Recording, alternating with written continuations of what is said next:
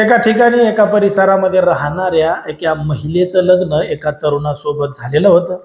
लग्नानंतर ती नवरी अनेक आशा अपेक्षा घेऊन आपल्या नवऱ्याच्या घरी राहायला सुद्धा गेली होती.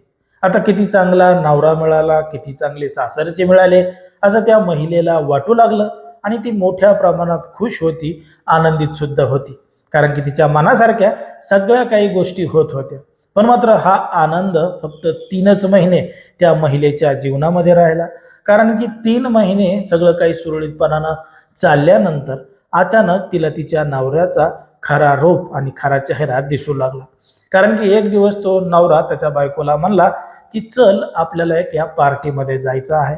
आता ती म्हणे पार्टीमध्ये जायचं आहे तर मग कशा पद्धतीचा ड्रेस घालू, कशा पद्धतीची साडी घालू तो तुम्ही सांगा.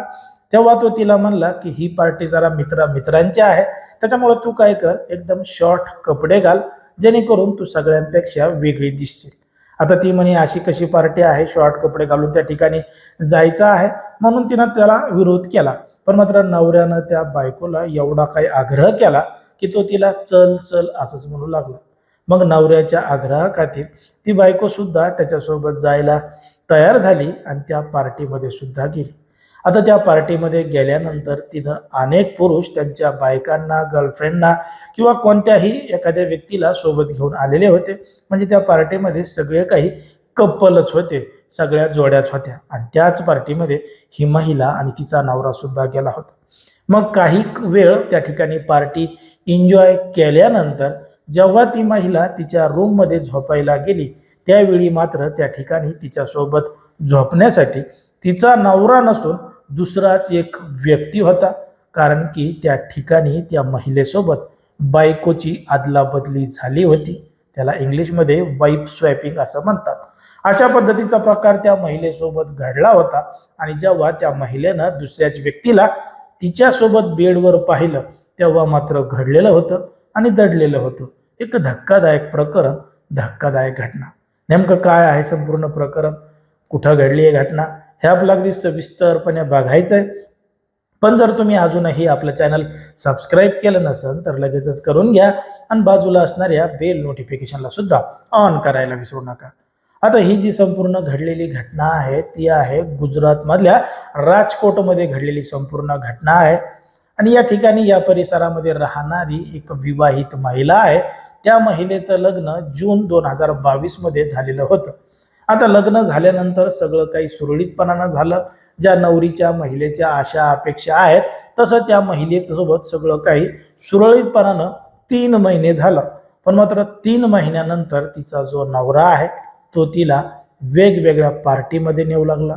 त्या ठिकाणी कशा पद्धतीनं बायकांची अदलाबदली केली जाते, कशा पद्धतीनं एकमेकांच्या महिलांसोबत एकमेकांच्या बायकोंसोबत रात्र रंगीन केले जातात, हे ते त्याच्या बायकोला सांगू लागला.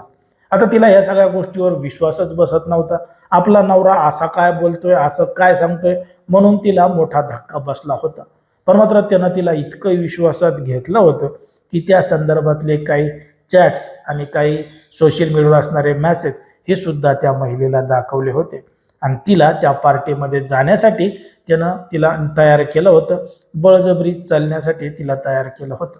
मग त्या ठिकाणी गेल्यानंतर त्या महिलेला समजलं की या ठिकाणी बरेच पुरुष आहेत, बऱ्याच महिला आहेत ज्या अशा पद्धतीची पार्टी एन्जॉय करतात आणि एकमेकांच्या बायकोसोबत रात्र घालवतात.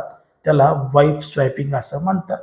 जेव्हा या महिलेला या संपूर्ण प्रकरणाची माहिती मिळाली आणि तिच्यावर वारंवार अशा पद्धतीनं घडत होतं, तेव्हा तिला समजलं की त्या पुरुषानं, तिच्या नवऱ्यानं तिच्यासोबत लग्न फक्त याच गोष्टीमुळं केलेलं होतं. कारण की तो अनेक वेळा अशा पार्ट्यांमध्ये जात होता, एन्जॉय करत होता. पण मात्र त्याच्यासोबत कोणी कप्पल नसल्यामुळं, त्याला बायको नसल्यामुळं त्याला त्या ठिकाणी लवकर एंट्री मिळत नव्हती. तो इकडून तिकडून काहीतरी बंदोबस्त करत असेल आणि तसं करून त्या पार्ट्यांमध्ये जात असेल. म्हणून त्यानं या महिलेसोबत लग्न करून याची बायको दुसऱ्याला द्यायची, दुसऱ्याच्या बायकोसोबत एन्जॉय करायचा, म्हणून हिच्यासोबत लग्न केलं होतं. अशी माहिती त्या महिलेला समजली. त्या पुढेही जाऊन समजलं की हा जो सगळा प्रकार आहे हा गुजरातमधल्या मोठमोठ्या शहरामध्ये सर्रासपणानं चालतो आणि याच्यामध्ये काम करण्यासाठी अनेक महिला सुद्धा उत्सुक आहेत. कारण की त्यांना एका रात्रीसाठी 20 ते 25 हजार रुपयाची रक्कम सुद्धा दिलेली जाते. अशा पद्धतीची माहिती त्या महिलेनं तक्रारीत सांगितलेली आहे आणि राजकोट जिल्हा सत्र न्यायालयामध्ये तिनं अर्ज सुद्धा दाखल केला आहे आणि नवऱ्याविरोधात रीतसर गुन्हा दाखल करून तक्रार सुद्धा केलेली आहे. बघा, सध्या समाजामध्ये, देशामध्ये, राज्यामध्ये कशा कशा पद्धतीच्या घटना घडत आहेत हे तुम्हाला या संपूर्ण प्रकरणावरून लक्षात आलेलं असेल. पहिले या अशा ज्या घटना आहेत त्या विदेशामध्ये आपल्याला ऐकायला मिळायच्या, टीव्हीवर एखाद्या पिक्चरमध्ये बघायला मिळायच्या, पण मात्र आता त्या आपल्याच देशामध्ये आणि आपल्याच राज्याच्या जवळच्या राज्यामध्ये अशा पद्धतीच्या घटना घडत असल्यामुळं अनेकांना मोठा धक्का बसत आहे.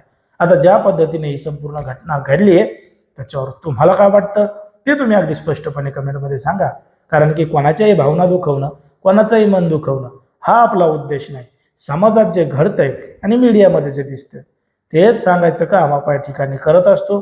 लोकांना सावध आणि सतर्क राहण्याचं सुद्धा आवाहन करत असतो.